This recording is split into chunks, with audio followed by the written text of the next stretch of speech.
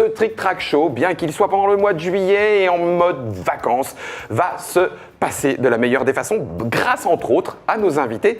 Alors nous avons Laurent d'Ultimacy. Salutations Laurent. Merci, bonjour à tous. On connaît Ultimacy avec cette proposition assez grandeur nature, mais est-ce que c'est restrictif ou pas? Je n'en sais rien. Vivre des aventures sur plusieurs jours, ça c'est côté cow-boy, dans les décors de cinéma en Espagne, truc de ouf. Du côté, sur un peu moins long, plutôt Lovecraftienne, parfois Sherlock Holmes, enquête dans un château, une fois encore costume, des acteurs sont présents. Donc ça c'est Ultimacy, vivre des expériences un petit peu immersives et un peu de ouf avec des aventures. Tu as parfaitement raison, c'est exactement ça. Quelle est l'actu? Ça veut dire que vous en sortez toujours des nouvelles avec des nouveaux lieux, etc. Alors, nous, dans l'actu, il y a 3 grosses actus aujourd'hui sur Ultimacy. Donc, Ultimacy, c'est une société de production d'événements en live action. Okay. Donc, en gros, c'est une extension du domaine ludique, si je peux dire ça.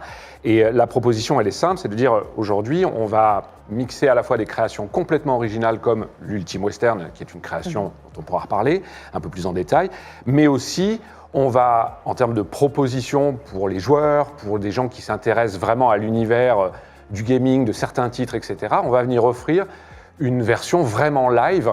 Et on va commencer avec deux titres qui sont des jeux que beaucoup de gens connaissent, qui sont Arkham Horror. Donc, dans l'univers du mythe de Cthulhu. Alors là, on entend déjà les passionnés du mythe, les passionnés du jeu, le côté pulp qui est en train de frapper à la porte en disant « Mais c'est quoi ce truc ?» Sors-nous une statuette, là, juste pour le fun de... Oui, parce que moi, je ne peux pas amener de boîte. Bah, je sais bien que tu peux pas amener de boîte, mais amène les éléments qui fait que nous aussi... Bah voilà, tu vois, tu mets... Mais celui-là, on l'aime bien, parce qu'on l'aime bien. On a quelques petites pièces assez particulières.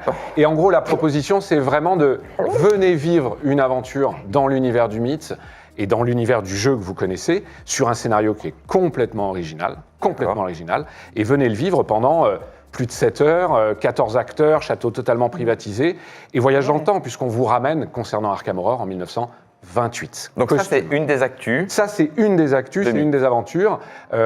Space Cowboys, en fait, on les connaît bien, et puis surtout, on va basculer dans l'univers de Sherlock Holmes, détective conseil. Avec le Bureau of Investigation? Non, pas du tout. On est scénario original, c'est une nouvelle aventure. Ah oui, sur Sherlock, autant pour moi, parce qu'il y a déjà Bureau of Investigation quelque part. Non, là, on est vraiment sur Sherlock Holmes. Sherlock. Donc, même proposition, c'est-à-dire on vous amène en 1914. Vous avez un pré-jeu qui est assez important, puisque un des éléments qui fait notre force, c'est d'être capable de tirer les gens dans cette expérience immersive en utilisant un pré-gaming où on va s'adresser à leurs personnages et où on va les amener en fait dans cette proposition. Tu veux dire avant la partie? Avant la partie live. Avant la partie live. D'accord. Et une fois encore, on les amène dans un univers 1914, château privatisé, acteurs, cocktail dînatoire, et puis il va se passer plein de choses.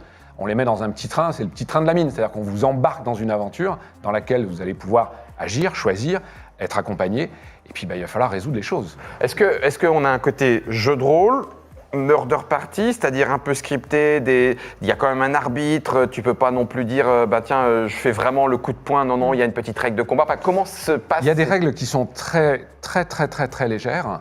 On est plutôt dans une logique de jeu, d'aventure à vivre, où il n'y a pas de cut. C'est dans un film, vous faites une tournée, vous faites un cut, on va reprendre la scène. Là, ça ne marche pas, c'est en live, c'est lancé. Donc c'est de la séquence, ça envoie, et puis on va vous demander d'être acteur. Alors c'est très facile d'être acteur chez nous, il y a des gens qui sont très impliqués, qui vont essayer de trouver les petits trucs, découvrir les clés, comprendre ce mystère ou cette enquête beaucoup plus large pour assembler les bouts et puis arriver à une résolution. Mais tout ça va se passer en vrai. Ouais, c'est ça. Voilà. Ce qu'on fait, nous, c'est du vrai, c'est du live action. Ça donne envie. Ça donne très envie. Ouais. Surtout celui dans l'univers cowboy, je vous le cache pas. Mais là, c'est sur plusieurs jours. Alors, l'Ultime Western, c'est un projet qu'on gère depuis plus de 15 ans. Donc, on n'est pas novice là-dedans, comme on n'est pas novice sur les thématiques de jeu que j'ai évoquées avant, que ce soit Arkham ou soit Sherlock, parce qu'on est nous-mêmes des joueurs de plateau, c'est des titres qu'on connaît bien et c'est des univers qu'on connaît très très bien. D'où le niveau important de qualité qu'on veut pour cette expérience pour les participants. Sur l'Ultime Western, c'est une aventure qui dure depuis une quinzaine d'années et qui a plusieurs particularités. Déjà, comme tu le dis, c'est quelque chose qui va durer plusieurs jours. Donc on part en voyage, c'est un week-end étendu. La deuxième caractéristique, c'est que ça ne se passe pas en France, ça se passe dans le sud de l'Espagne, en Andalousie. Je crois que tu y as mis les pieds. Moi, j'y suis allée en touriste et c'est un endroit qui est absolument incroyable et je suis hyper contente que vous fassiez ça là-bas parce que si ça peut permettre de faire connaître cet endroit, je me bagarre à chaque fois avec les gens pour leur dire mais il y a un endroit dans le sud de l'Espagne, vous imaginez pas, c'est des décors de western, c'est là qu'ont été tournés la plupart des western spaghetti de ces années-là et tous les décors sont en place. On a des vieux bâtiments de saloon, de tout, mais des villes entières qui sont restés dans l'état du moment où on les a construites. Donc ce qui est génial, c'est quand on rentre, il y a de la poussière partout, c'est pas du tout parc d'attractions. C'est du naturel ou c'est des décors qui avaient été construits? C'est des décors qui avaient été construits, mais qui sont restés. Et comme il n'y a rien autour, on a l'impression d'avoir un village cow-boy au milieu de la pampa. Voilà. C'est dans le désert de Tabernas. C'est un peu notre globe-trotteur. Mais c'est ça, on va l'apprendre en reportage quand même. Ou pour gérer le saloon, on va voir. Moi, c'est un de mes meilleurs souvenirs de toute ma vie, cet endroit. L'Ultime Western, cette particularité, et comme tu l'as très bien dit, c'est des zones que les gens ne connaissent pas. En fait, en 1963, quand la grande vague des western spaghetti commence, elle commence en Espagne avec Sergio Leone, et le site dans lequel nous on est partenaire exclusif pour les aventures immersives, puisque c'est nous qui avons amené ça là-bas depuis plus de 15 ans. Moi j'étais au studio en 2004, première année, la première fois que j'y étais, donc ça commence à dater. 2011. Et c'est un des studios qui a été construit originellement par le chef d'éco de Sergio Leone, et dans lequel vous avez eu, et dans les canyons environnement, vous avez tout eu. C'est-à-dire que vous avez Le Bon, la Brute et le Truand, vous avez Il était une fois dans l'Ouest, vous avez Mon nom et personne. Tout a été tourné là-bas. Donc la proposition là, c'est on va vous faire vivre en vrai une aventure dont vous êtes l'un des héros, parce qu'il y a plusieurs héros. C'est quoi, une trentaine? Sur l'Ultime Western, c'est entre 100 et 120 personnes. 120 places. Ouais.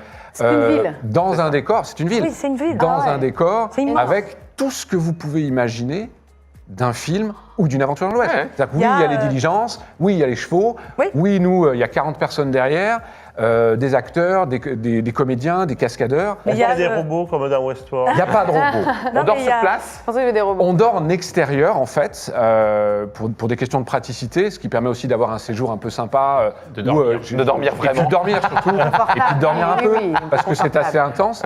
Mais vous y êtes. Vous y êtes. Nous, quand on voit les premières personnes qui arrivent là-bas, et je vous dis, ça fait 15 ans, il y a déjà eu plus de 9 scénarios qui ont été faits, quand les premières personnes débarquent là-bas pour la première fois, tu l'as dit, prenez une claque qui est gigantesque. Donc en termes de déconnexion et d'immersion, c'est la lue. Et puis toute la nature environnante, c'était ce qui servait au décor de cinéma. Donc il n'y a rien, c'est des canyons, c'est des images qu'on a vues dans les films. C'est imprimé dans notre tête. Est-ce qu'il y a le petit truc qui roule là? Oui, mais t'as le cimetière, t'as les coins de villages mexicains avec des maisons blanches. Il va me voler mon chapeau. Il va me voler mon chapeau. T'as pas une tête à chapeau. T'as l'abreuvoir, t'as tout, c'est Ah si, c'est pas mal. Le gringo, j'ai fait la sieste. Le petit machin au coin de la bouche, là, le petit truc que tu mâchouilles. Ah oui, non, mais là le problème, c'est que là, on va le perdre. Là, on va le perdre. Elle a une super chemise. Et du coup, Laurent, petite question quand même. Trop grand.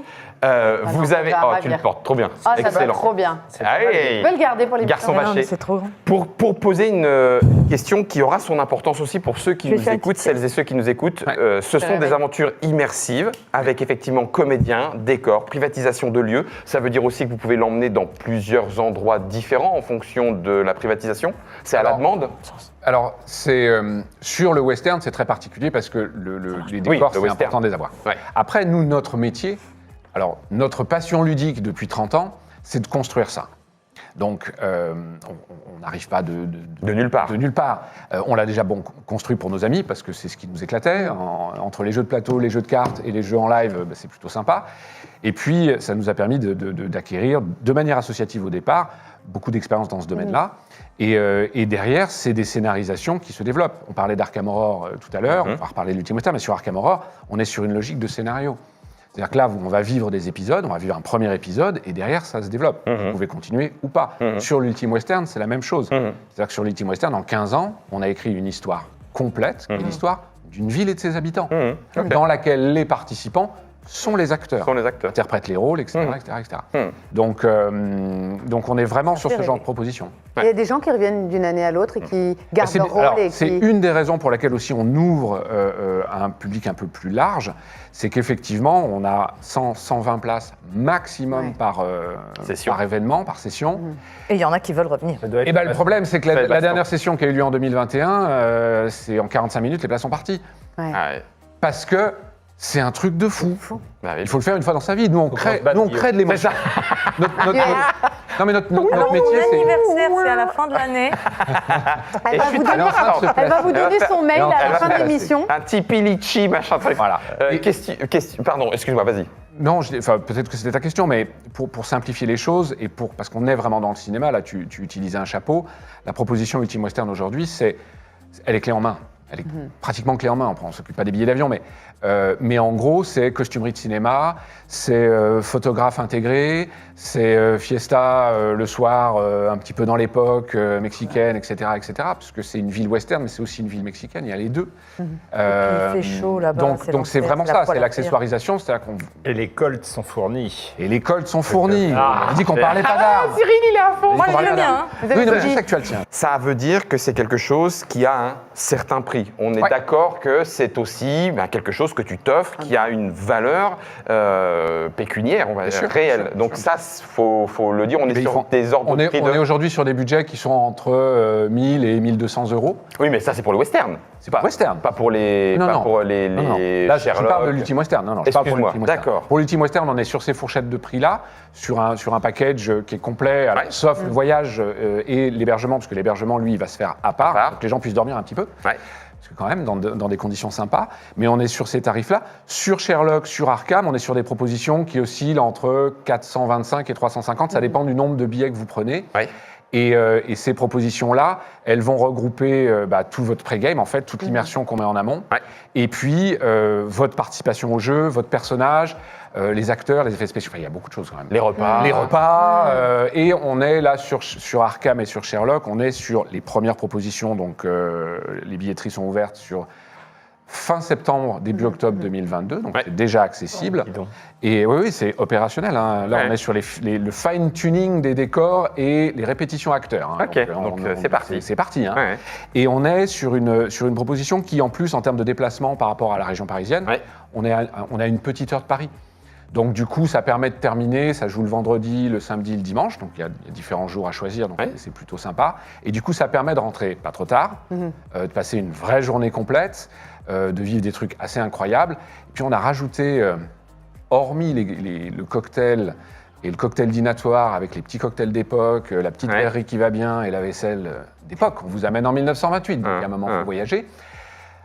On a aussi notre petit photographe qui vous tire le portrait vraiment dans les décors, dans les situations, dans les machins. On est sur quelque chose de très haut de gamme. Nous, on le fait très haut de gamme sur l'Ultime Western. C'est voulu. C'est le même esprit. Il y a des effets spéciaux sur la version Arkham ? Ça me paraît très... Le truc, c'est que nous, on ne peut pas vous dévoiler le scénario. C'est pas possible. Mais ce que je vais dire, ce que je vais préciser... Mon anniversaire est donc... Non, je rigole. Bientôt. Ce que je vais expliquer, c'est qu'on a plein de gens qui sont venus frapper en disant non, mais si c'est pour faire un truc avec 3 pimpins et 2 pauvres acteurs, non, c'est pas de ça dont on parle. Je comprends. C'est pas du tout ce niveau. Et c'est d'ailleurs pas le niveau qu'a demandé FFG, qu'ont demandé les studios qui nous ont fait confiance en nous confiant ces licences-là. On est sur du haut niveau, c'est-à-dire qu'on est sur l'équivalent de ce qui se fait à l'Ultime Western. OK. C'est ça. C'est l'expérience Ultimessi, c'est leur actu. Ça vous permet aussi de vous rendre compte que dans le domaine ludique, il y a des choses qui vont aussi évoluer, des propositions, des ponts qui vont se faire. On en voit une là entre éditeur et événementiel. Tu sais quoi ? Je crois que je vais essayer de choper une chemise comme toi si jamais je fais le Ultimessi Cowboy. Ouais. Je verrais bien une étoile de shérif. Ah, ça brille, sur la file noire. Mis sur mon 32. Il ne peut y avoir qu'un seul shérif en ville. Voilà, mais on se retrouve à midi dans la grande rue. Je t'aurai, Cyril Joe. Générique. À la semaine prochaine.